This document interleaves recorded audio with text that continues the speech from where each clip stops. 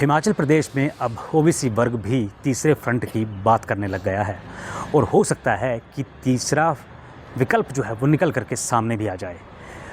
इस वक्त हमारे साथ सुदर्शन अंगारिया जी हैं और ये तीसरे फ्रंट की बात कर रहे हैं। सर, किस तरह से आप देखते हैं जो तीसरे फ्रंट को लाने की बात आपने कही है, क्या सोच करके आपने तीसरे फ्रंट को देखा? भाजपा भी है, कांग्रेस भी है, चुनौती बड़ी होगी। किस तरह तीसरा फ्रंट आप जो है वो उसको स्टैंड करेंगे हिमाचल में? तीसरा फ्रंट ऐसा है कि भाजपा और कांग्रेस, इसके साथ हम दोनों पार्टियों में रहे, दोनों पार्टियों का स्वाद चख लिया, दोनों अपने मतलब के लिए हैं। हमारे ओबीसी के बच्चों का कोई ध्यान नहीं रखता। आपको बताया पहले भी कि प्रदेश में 101 पोस्ट हैं हमारी ओबीसी की होनी चाहिए थी मेडिकल कॉलेज में। शिमला, नाहन, टांडा, चंबा, हमीरपुर, जो 6 मेडिकल कॉलेज हैं, परंतु हमें क्या मिलती है 18% के हिसाब से मिलनी चाहिए थी। 101 पोस्ट हैं, ठीक है ना, परंतु मिल रही है एट द रेट ऑफ 2.43% के हिसाब से 14 पोस्ट है। और 14 पोस्टों में भी लगा दिया जाता है NFS, नॉट फाउंड सूटेबल। ये एक किस्म की इसलिए लगाया जाता है कि इनके ओबीसी के बच्चे आगे आए ना और इनकी पोस्टें डिलीट हो जाएं। तो इसमें मेरा ये भी ऑब्जेक्शन है और डिमांड भी है कि NFS पहले भी लगता था, बहुत पहले, शेड्यूल कास्ट शेड्यूल ट्राइब के लिए। तो उस वक्त उनकी जो NFS लगता था तो उनकी पोस्टें जो होती थी इंटैक्ट रहती थी और नेक्स्ट सेशन में वो उनको इनकॉर्पोरेट कर लिया जाता था, उनकी पोस्टें खाली नहीं होती थी। वेयर एज आजकल हमारे बच्चों के साथ जो है वो बेइंसाफ़ी हो रही है और डिस्क्रिमिनेशन हो रही है और उनकी पोस्टें धीरे धीरे ख़त्म कर रहे हैं। ये 2.43% में आप बता रहा हूँ, 1% भी नहीं बनती है। फिर तो आपने कैसे ये मन बना लिया कि थर्ड फ्रंट खड़ा किया जाए? थर्ड फ्रंट करने के लिए धन, बल, हर एक चीज़ की ज़रूरत होती है, और कैसे आप इस विकल्प को सीधा कर पाएंगे कि हाँ, हमने थर्ड फ्रंट खड़ा कर दिया है और लोग आपके साथ जुड़ेंगे? फिलहाल कांगड़ा में ही बात करें तो 15 विधानसभा सीटें हैं और 15 विधानसभा सीटों को आप उस थर्ड फ्रंट के सामने कैसे रखेंगे? थर्ड फ्रंट के सामने जो नेशनल पार्टी होगी, जो हमारे ओबीसी की प्रो होगी, मतलब ओबीसी के हित में जो काम करेगी, उसको हम मंथन करेंगे। मैंने पहले बोला हुआ कि उसमें हो सकता है बीएसपी आ जाए, अखिलेश यादव जी यूपी से आ जाएं, वो नेशनल पार्टी के हैं, बहुत अच्छा काम कर रहे हैं, तो वो भी आ सकते हैं। उनके द्वारा हमारे पास जो है मटेरियल भी हमारा आएगा और डंडा वगैरह सारा झंडा सब कुछ होगा।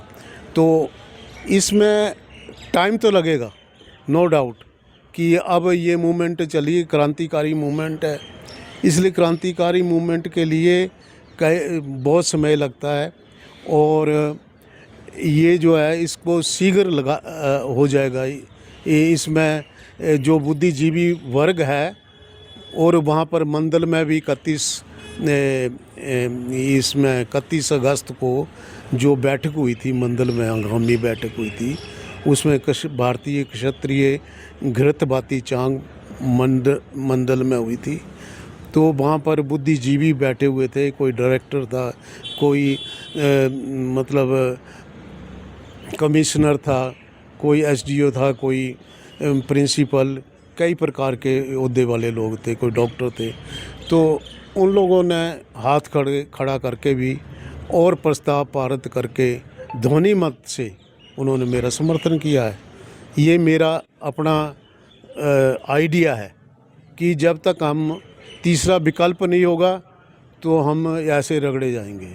मतलब हिमाचल को अब जरूरत पड़ चुकी है थर्ड फ्रंट की, और ये क्यों पड़ी ज़रूरत? इसमें क्या क्या कमियां देखी आपने? आपका ओबीसी समुदाय ही पिस रहा है या अन्य समुदाय भी पिसते हुए देखे आपने इसमें? इसमें तो सभी पिछड़ रहे हैं। किसके साथ हो रहा है? पेंशनर्स को पेंशन नहीं मिल रही टाइम, मतलब वो उनको एरियर वगैरह कुछ नहीं मिल रहा है। DACA जो 3-4 ड्यू हैं वो नहीं मिल रहे हैं, वो भी दुखी हैं। HRTC वाले दुखी हैं, कई प्रकार के बेचारे गरीब आदमी भी दुखी हैं। कौन सुखी कौन है मुझे बताओ आप। महंगाई इतनी हो गई है कि बहुत बुरी हालत है। ओबीसी के अगर मतों की बात की जाए तो ओबीसी वोटर कितना है जिला कांगड़ा में और पूरे हिमाचल में कितना है? ओबीसी वोटर इस वक्त 60% है जिला कांगड़ा में भी as well as in state में भी है, इससे भी बढ़कर होगा। परंतु ये जनगणना करा ही नहीं रहे। क्यों नहीं करा रहे हैं? हो सकता है 70-80% चला जाए और फिर हम लोग डिमांड उस हिसाब से करेंगे। अभी 27% की बात हो रही थी, अब उसके ऊपर आएंगे। 27% भी नहीं दिए इन्होंने और 18% आबादी के हिसाब से। जब जनगणना नहीं हुई तो आबादी के हिसाब से कहाँ से आ गया? 18% कहाँ से आ गया? ठीक है ना। ये तो बेवकूफ़ बनाने वाली बात है। हम लोगों को बेवकूफ़ बनाते हैं, हम बेवकूफ़ बन जाते हैं। 20 तारीख को जो एक आपकी ओबीसी समुदाय के द्वारा जो एक रैली निकाली जा रही है वो चेतावनी के रूप में दी जा रही है, लेकिन उन लोगों ने ये कहा कि वो थर्ड फ्रंट नहीं चाहते।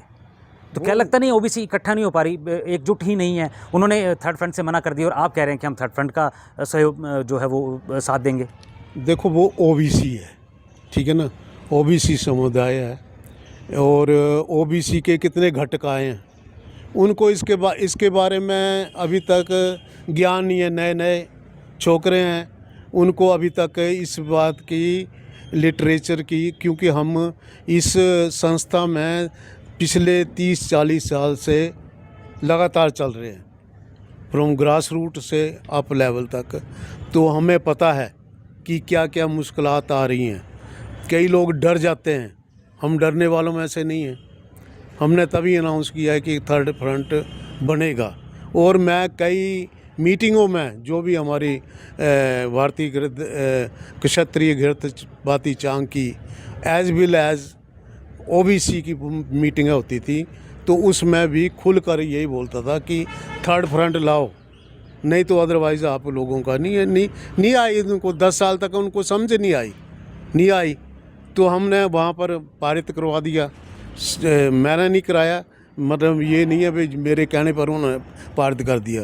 परंतु जब उनको ये डिफ़िकल्टीज़ रखी जो मैंने आपको पहले बताया कि हमारे बच्चों के साथ मेडिकल कॉलेज और भी कॉलेजेस में एग्रीकल्चर और भी जहाँ भी सरकारी संस्थान हैं, तो वहाँ पर भी हमारे बच्चों को एंट्री नहीं मिल रही है। तो इसलिए वो एकजुट होकर उन्होंने हमारे प्रस्ताव का मतलब अनुमोदन किया। तो जब डिस्क्रिमिनेशन होती है तो फिर क्रांति आती है नहीं आती है? क्रांति आती है, जैसे आपके नेपाल में आई और कई जगह ऐसी क्रांतियाँ आई हैं। कुर्सी छोड़कर भागना पड़ा लोगों को। तो ये बात नहीं है कि हम रहें ना रहें, परंतु हमारा जो यूथ ब्लड है वो रहेगा। उनको अभी समझ नहीं है, उनको भी हम जब ये यहाँ 20 तारीख क्या होगा तो उनको समझाने की कोशिश करेंगे, वो भी आएंगे एकजुट होकर। ऐसे कोई नहीं मांगने से तो हम 10 साल से मांग रहे हैं उनसे, 10 साल से पत्राचार कर रहे हैं, 10 साल से उनको मेमोरेंडम दे रहे हैं, बाकायदा सब कुछ हो रहा है, परंतु उनके ऊपर जूं तक नहीं रेंगती है। कुछ भी नहीं दिया तो आगे क्या दे देंगे? अब उनका ये होगा कि नहीं जी गवर्नमेंट के साथ हम अलायंस बिठाएंगे, वो हमारी डिमांड कर लेंगे, पूरी कर लेंगे। वो बिल्कुल नहीं करेंगे। देखो जयराम ठाकुर के टाइम में भी आपको बताऊं, हमारी सरवीन चौधरी थी, वो भी ओबीसी समुदाय से थी, ठीक ना। तो वो न्याय एंड मंत्री थी, इसकी हाँ न्याय विकास मंत्री थी।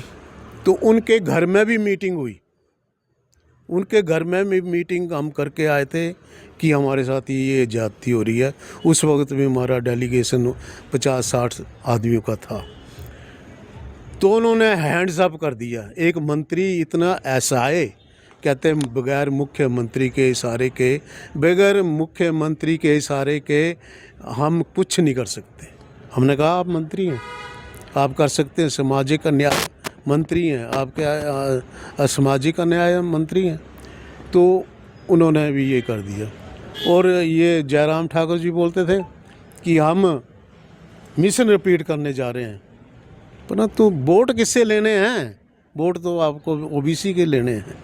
वोट लिए वोट का मिशन जो रिपीट था वो मिशन डिफीट में कन्वर्ट करा दिया हमने। मिशन डिफीट में कन्वर्ट हो गया, आपके सामने ही है। कुर्सी छोड़नी पड़ी, सुखविंदर सिंह सुक्खू जी आ गए, परंतु वो भी उसी पद चिन्हों पर चल रहे हैं। मैं ये कहना चाहता हूँ उसी पद चिन्हों के ऊपर चल, उनको तो मित्र मंडली प्यारी है, और ओबीसी के बच्चों के साथ क्या हो रहा है, इनके साथ क्या करना है, वो कुछ नहीं है। कोई वार्तालाप के लिए कभी बुलाते नहीं हैं हम लोगों को। तो इस प्रकार का अन्याय हो रहा है, उसकी वजह से हम लोग बुद्धिजीवी हैं। इस वक्त सारे बुद्धिजीवी बैठे हुए थे उस दिन 150-200 मंडल में, तो उन्होंने यही निर्णय लिया है कि थर्ड फ्रंट को लाओ, अदरवाइज़ हमारी कोई सुनवाई नहीं होगी। तो बिल्कुल जाहिर सी बात है कि भाजपा और कांग्रेस दोनों से ही परेशान होकर के अब जो ओबीसी समुदाय है ये कहीं ना कहीं थर्ड फ्रंट की बात कर रहे हैं, चाहे वो अखिलेश यादव की पार्टी हो, बीएसपी की पार्टी हो, या फिर कोई अन्य और विकल्प हो, उसका ये साथ देने के लिए पूर्ण रूप से तैयार हो चुके हैं। और जिस तरह से उन्होंने बताया है कि एकजुट होना पड़ेगा, तभी जो है ओबीसी का कहीं ना कहीं जो है बेड़ा पार लग सकता है। अदरवाइज़ कई सालों से लगातार ये अपनी डिमांड रख रहे थे, जिनको कोई भी सरकार जो है पूरी नहीं कर पा रही, लेकिन अब इन्होंने मोर्चा खोल दिया है। तो कहीं ना कहीं अब टक्कर देने के लिए जो है तीसरा विकल्प जो है वो हिमाचल प्रदेश में निकल करके इन विधानसभा जो आने वाले चुनाव होंगे इनमें सामने आएगा। धर्मशाला से कैमरामैन राजकुमार कौंडल के साथ मनोज धीमान, खबरें अभी तक।